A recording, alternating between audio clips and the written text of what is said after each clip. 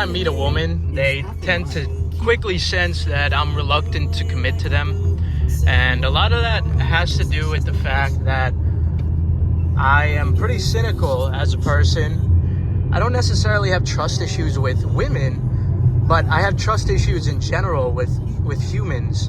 And when women see that I'm reluctant to commit, they assume that it's because I had a bad experience with another woman, but that luckily isn't the case. I'm very grateful to God that I've only had positive experiences. I love women. I have nothing but positive things to say about my experiences. But unfortunately, I had an experience with my business a long time ago that really made me into a very cynical person, always expecting the worst out of people. And unfortunately, it's kind of scarred me, and I've tried my best to move past it. So today, I'm going to try to share that story with you and what I've learned from it. Because while it did involve business and my particular business scenario, there's a lot of life lessons that derive from that situation and how I've changed my operations in business and life in general. So I actually decided to share this story because today I got to go to the bank to send a payment to one of my developers. So I'm going to take you throughout my day, just running through some tasks I got to do, while I'll also share this story with you, and maybe you'll be able to learn something from it. See the split, the way you doing splits, bitch, your pants might rip. You better do that motherfucking show inside the bitty. Maroon 5 need a verse, you better make it witty. Dummy need a verse for the Swifties. Top say drop, you better drop and give 'em 50. Somebody in the comments actually recommended that I get this instead of the other camera I was using. This is the DJI Pocket 3. So shout out to you, whoever commented that. I'm going to set this up real quick. Head to the bank. How's it going, ma'am? Looking to wire money internationally? You want to do international wire? Yeah, all the information is on.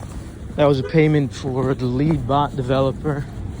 Hence, that's what reminded me to tell that story, because it has to do with that bot in its early stages a couple of years ago. So we'll get into that soon.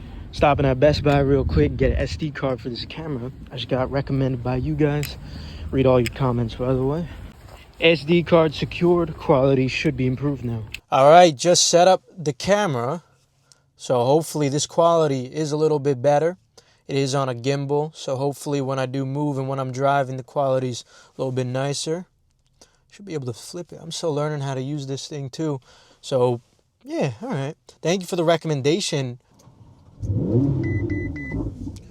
Pretty sure I got low tire pressure too, so gonna have to fill up the tires, and I also still gotta get this car to pass inspection. If you've ever owned a Ferrari, you know that it could be difficult to get it to pass inspection because you need all the monitors to come up, and I've been having some trouble getting the CAT and the EVAP to come up, but CAT and EVAP's still down, unfortunately, but gonna get some air while I'm here at least. Just doing some work now, reviewing some analytics, seeing what's working, what's not working in the scripts. This is something I'll go more in depth into in another video. We'll save that for another day. Already took care of a lot of work that I needed to do this morning before I headed to Long Island. So gonna take some time, head to the beach for a little bit, enjoy a nice drive and the views, and take you guys with me while also sharing this story. And hopefully you guys can learn something from it, because a wise man learns from his mistakes, but an even wiser man learns from others' mistakes. So this is the reason why I have, I guess you could say, trust issues, why I'm cynical. It's because of a particular situation that occurred when I was first starting my bot, Gargantua, in the early stages of its development before we were a public bot. By the way, you could purchase Gargantua if you're interested with the link in the description below. You could also join my completely free group there too. We give lots of resources to help people make money online through various ways, like reselling. That's definitely the main focus, but the bot does a lot more than that too. Like right now, big focus is sweepstake raffles. So basically people are mass entering sweepstakes with my bot with tons of emails, and because of those mass entries, they're more likely to win. So the bot does a lot of things. In its early stages of development back in like 2020 to 2021, we were more focused on just sneaker websites and clothing websites, that were heavily protected by anti-bots. Now, I'm going to skip over a lot of the technical jargon that I don't think you guys need to get the full idea of the story. But in a nutshell, not only was I trying to have a team reverse engineer these anti-bots so my bot could work, but the vision was actually much grander than that. It is much grander than that, because not only do we want my bot to work, but we want to rent out these APIs to other bots. This way, it's a whole B2B business in itself, while also supporting my own business. So ideally, when it comes to anti-bots like Cloudflare, Akamai, at the time Pookie, which is no longer used on Supreme now, Supreme is Shopify, Shape Security, all these anti-bots need to be reverse engineered in order for your bot to actually work on them. Otherwise, your bot will be detected as a bot and you won't be able to successfully check out. So we needed to make APIs that, I guess a good way to explain it without technical jargon is to just like simulate human behavior almost, to bypass the security. So let's say Perimeter X has a certain security that wants to stop bots. Ideally, we're going to have an API that is going to allow the bots to work on those websites so they could successfully check out. Now, obviously, we're not supposed to be doing this. You know, we're not meant to do this. It's a whole cat and mouse game we're playing with these billion-dollar anti-bot companies, or, you know, $100 million anti-bot companies. So it's definitely difficult to say the very least, but it's not impossible. We are not the only anti-bot API rental company out there. This is like its whole underground business. There's a lot of money in this, and there's other competitors too that do this as well. This is one of those niches that's just never talked about in the news. But there's a lot of money in it, and it's definitely possible. But while possible, it's very difficult. So I was initially recruiting my own team to do this, and I had recruited 3 people in particular that were supposed to be part of the anti-bot team in particular, and their job was to reverse engineer these anti-bots so we can have our bot work, and we could also make some other income through another business model of renting that same API or those same APIs out to other competitors. I guess they wouldn't exactly be competitors in that business, they'd be competitors to my bot, yes, but we would be able to make money from them as well. So it's a really good business model. I guess you could call it a form of a monopoly, but this whole industry is completely unregulated. There's never going to be any issues with that. So I was initially forming the team, had some brilliant people on board, and unfortunately one of them wasn't only brilliant in terms of ability to reverse engineer, wasn't only brilliant in terms of computer science, but he was a very clever manipulator. And unfortunately, he managed to manipulate one of my, at the time, best developers, who I had a strong friendship with. Not only was he a big developer on my team, but I had grown to become friends with him. While yes, I was sending him massive payments every single month, I felt like we had some sort of a bond, a friendship, because we were talking every single day, and it wasn't only discussions about the tasks that needed to be done. It wasn't only about the job at hand. We would also talk about life. We would talk about our relationships with friends, and we would talk about family life. And I really got to know this individual, and I could have just never, ever seen it coming that he would backstab me, or any of the people in this for the matter. Now, I've had other situations in the past where people have done shady things and essentially backstabbed me with this business, but nothing compares to this. This was definitely the worst of it. I have some other stories that I'll definitely share with you guys one day, but right now we're just going to talk about this story in itself. So moral of the story is, I would have never expected that these people would conjure up a plan to go behind my back and still continue to take my money despite us having a contract.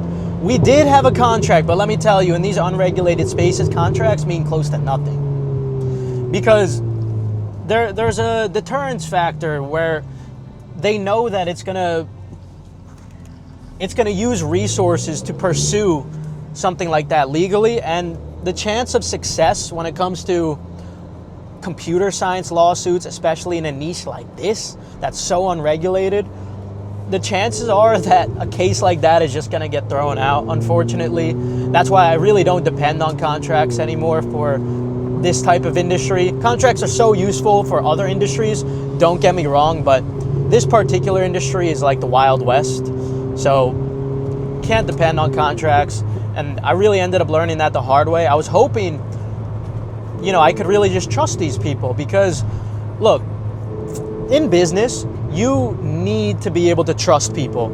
If you're going to be an entrepreneur, you need to be able to trust people, because you cannot work alone. You need to be able to delegate tasks. You need to have people part of your team. You cannot be the only one doing everything. And that was something that I had to learn through my first 2 years of running my business, because I was a perfectionist. I was very hands-on. I wanted to do everything myself, but I had to learn to trust other people to do certain tasks. And I had been getting good at that. I've been getting good at trusting people. And in this whole situation just threw me completely off guard, because I was at a very healthy point where I was trusting people very well, and then I got taken advantage of. My kindness was taken for weakness, unfortunately, and I don't think I'm ever going to be the same again. So I said in my last video, instead, it's better to analyze their risk and reward. So now what I've been doing going forward, I don't trust people anymore. Instead, I just analyze what the risk and reward is. That I don't trust people anymore. Instead, my new strategy is just analyzing their risk and reward. So instead of just blindly trusting anyone, it's not necessary if you think about it. You could just analyze people's risk and reward. Is it more beneficial for them to go behind your back and backstab you, or is it more beneficial for them to work with you? But that's not the full picture. Do they perceive it as in their best interest? Even if actually it is in their best interest to work with you, if for some reason a seed was planted in their mind that they would have it better by backstabbing you, then that's all that really matters. So what really changed this whole situation was one of the other developers, the manipulator, manipulated my other developer into believing that they could start a project on their own without me and without my lead developer and the other people of our team. And they were completely wrong. They tried to start a new project behind my back, and it ended up failing completely. It never went anywhere. They would have made so much more money had they just stuck with me and did their job. But they perceived it as that wasn't going to be the case. And that's all that matters. So when you need to trust someone for business, you need to analyze, do they think that something is in their best interest? Not, is it actually in your opinion? No. Do they perceive it? I understand this is kind of a complex thing to have to think about, and it's unfortunate that you have to think about this in business, but you really do. Because I've learned that while yes, you have to trust people as an entrepreneur, you need other people to work with, you can go around that by just analyzing what they perceive their risk and reward to be. And so that's what I'd advise all of you guys to do. Now, unfortunately, once you start seeing business like this, you also start seeing life like this. You start seeing everything like this. I think I gotta turn here. I unfortunately just see everything as analyzing people's risk and reward. And I really just don't blindly trust anymore.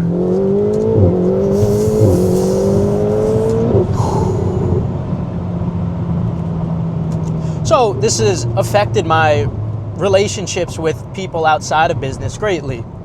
And some of them could tell, some of them can't tell, but I know I can tell, and it's unfortunate because I wish I could go back to seeing life the way it was before, but I just can't, no matter how hard I try. So, to finish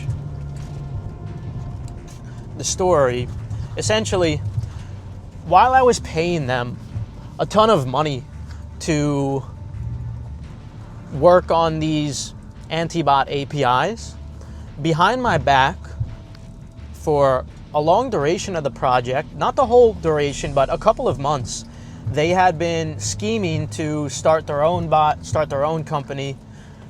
And not only that, but they were also trying to sell these APIs on the dark web without my consent. And why is that important? It's important because these anti-bot APIs could be used for very illegal things. And my name would then be attached to some potential scenario. You know, I don't know how to explain this without like giving away too much info, what the power of these anti-bots could be. But let's just say, like, hypothetically, for Target, they have shape security now. But a long time ago, there was a popular, like a very, very famous data breach that occurred. And this data breach, you know, caused a lot of harm. It was a really big deal. And obviously something like that could get you in a lot of trouble. Right now, Target's using shape security. Now, we don't use these APIs to, you know, try to get sensitive data and sell that on the dark web. That's not what I make my products for, but it could be used for that. And that's why this is like a really sketchy market. And so I really didn't want certain people buying these APIs. I really couldn't have these end up in the wrong hands. And at the very least, hypothetically speaking, if they did end up in the wrong hands, at least I want to profit from it. You know, I'm the one who's in charge of this project. I'm the one who's putting all the money in. I should be able to make the money off of that, not people going behind my back, going against the contract and trying to sell these things on the dark web. So this was something that not only aggravated me, but just like astonished me. I was just so surprised when I saw this was happening. And I probably wouldn't have known it was happening if one of the other developers hadn't told me. One of the other developers was a genuinely good person. And he reached out to me and told me, hey, so-and-so is happening. I think you should be aware. He told me that. And as soon as that happened, I started seeing everything. I started seeing everything with crystal clear vision. All these things started making sense. I started seeing patterns that I wasn't seeing before. That was because I was blindly trusting. Because I was blindly trusting, I was not seeing certain suspicious behaviors. And now, my vision is permanently cynical. I'm always looking for these things because I'm remembering what it was like when I wasn't looking for these things and how everything just slipped my mind. And it's so sad because I cannot see relationships or life the same way because I'm always looking for these things and I'm always looking at them the wrong way. People often have such good intentions and I just expect the worst out of them. And I'm really trying to work on that. I'm really trying to fix that. So if you guys have any advice, you know, let me know. But so far, my best strategy has been trying to analyze risk and reward. But I am trying to just have a more positive outlook on life and not always expect the worst out of people. But on the bright side, behavior like this, a thought process like this protects you. Like I'm never the one who's going to be taken advantage of, like the opposite of naive and gullible. I'm always skeptical of everything. I'm always looking at everything twice. So on the bright side, I'm unlikely to be scammed or taken advantage of in that form of a way, but there's pros and cons to this. So I'll finish where I was going with the story. So after I had found out that they were doing this, they were working on a project on the side, and at the same time they were also trying to sell these things on their own. obviously I had to create a new team afterwards, and I did. And it was not easy because I had already invested so much money into that team. You can't exactly just like pick up where you left off. When it comes to things like this, especially reverse engineering, it's such a complex thing. You can't just give another developer the prior work and say, here, pick up where he left off. It doesn't work like that. Basically, like almost all of that money that I had invested into reverse engineering those APIs was completely lost. And so I had to start from scratch. And I did do that because I'm never the type of person who's going to get knocked down and not get up. In fact, this only motivated me further. Now I really wanted to prove to them that they made a mistake by leaving, and they did, because soon after the bot was finished, within like a couple of months, it was already profitable. And it was already profitable after like all these massive expenses. I think off the top of my head, I'll try to put the exact number in the title, but off the top of my head, just from those developers alone, it was around like $70,000 to $80,000 of expenses. The total project for the bot was way more than that, but I'm only going to count what I lost, obviously, for that particular aspect of building the bot. It was around 70 to 80,000, somewhere in that range. So obviously it hurts to lose that amount of money. Wasn't that big of a deal for me because I had already been running my business for a long time with my other project, my group, which again, you could join with the link in the description. We have a free group there too. Definitely check it out. We try to help make people money online through various ways like reselling, for example. But besides the point, what I'm saying is there was a lot lost, and it wasn't easy to just like move on, but I did. I'm the type of person that if I get knocked down, I'm always going to get back up, and I'm not just going to get back up. I'm going to be stronger when I get back up. In fact, it just motivates me further. I never get sad. I never feel like sadness when something like that happens. I feel like anger. I feel frustration. I get like this prove them wrong mentality. And that's exactly what I did. We kept running the bot, me, my lead developer, and other team members, and it ended up being profitable very quickly. Had those people stayed with the team, they would have made so much more money. I don't know. I don't know what they were thinking, but it is what it is. And you know, that's not the only scenario. I have other stories too. This was definitely the most significant. I think the next story that I'll share related to why I have trust issues has to do with when a former employee of mine decided to start a competitor product. And he was essentially like scheming behind my back. He was planning to do this for a very long time. He tried poaching a lot of my staff, and then he tried to form relationships with a lot of my customers so he could poach them too. And quite literally, it's because of me that he's successful. It's because of me that he has a whole career now. This happened with 2 individuals, actually. There might be more I'm forgetting, but 2 people have careers because I was too trusting. I had my guard down, and I was not keeping an eye on like what they were always doing, the relationships they formed with my customers, with my staff members. If you're running a business, you always got to be careful for poaching. You know, always look out for if one of your staff members is getting very high pay. You have to wonder, you know, what could they be doing with that pay? Like, are they planning to start a competitor business with all the insights you've given them, things they've learned, and watch how they're talking to, you know, your customers. Could they possibly be scheming to, you know, eventually take them? Now you smoking crack, Michael Corro. Nah, Michael Jackson back in like 40 days, 40 seconds. Back in at the back end, like I'm trapping. Actually, I've been trapped in, but I took a black bitch to Beverly Hills. Now she white, Michael Jackson. After we fought, she told him.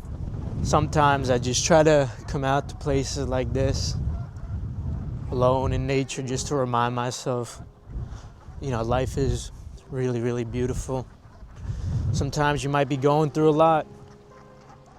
Makes it easy to forget how beautiful it could be. Just try to remind yourself every once in a while, because we do really have a rare gift of consciousness. I try to thank God every single day. Every single day above ground is a good day. Ever seen the movie Scarface? Wasn't Tony's quote, but one of my favorites from the movie. You never know. You never know what day might be your last. Anything could happen. You could be walking and an air conditioner falls on you. I don't know. Life is very unpredictable. I wouldn't say live every day like it's your last. Live every day like it could be your last. Because you don't want to, go doing all the crazy stuff every single day. You got to, plan ahead and whatnot. Just make sure you're not living with any regrets. Make sure that if you were to go at any time and you make it to heaven and you look back at your afterlife, and you say to yourself, you know what? With the time I had, I'm happy with what I accomplished. That's what you should aim for. Because you really never know. You really never know.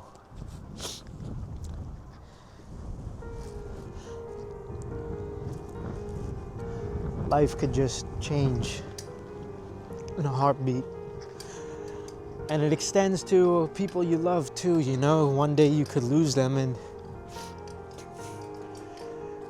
you could have just never imagined such a thing. But try to appreciate your loved ones and, everyone you got in your life. Every once in a while, don't be afraid to tell them how much you love them, because you never know. You really never know. Life could be very unpredictable.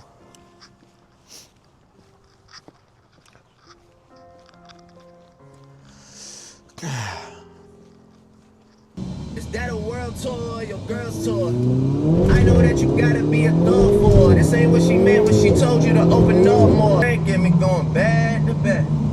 Yeah, going back to back. I got the drink, get me going back to back. Yeah, I'm going back to back. I don't wanna hear about the seller again. Not even when she tell them that they better as friends. Not even when you're saying Drizzy, tell them again. I've been putting on the show, it was a sellout event. Oh, you need better seen it. I didn't want to do it, gave me every reason. Point I'm trying to make is I don't ever need them.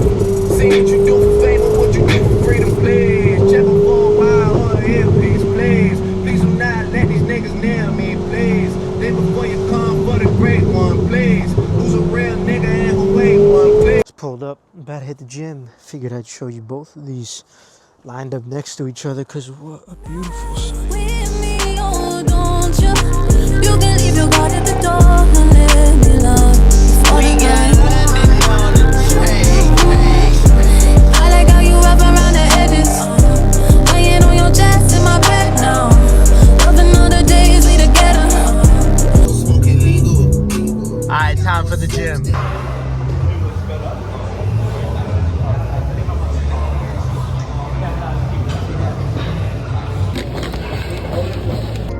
About to get some tacos now after that workout. Should I really even start? I got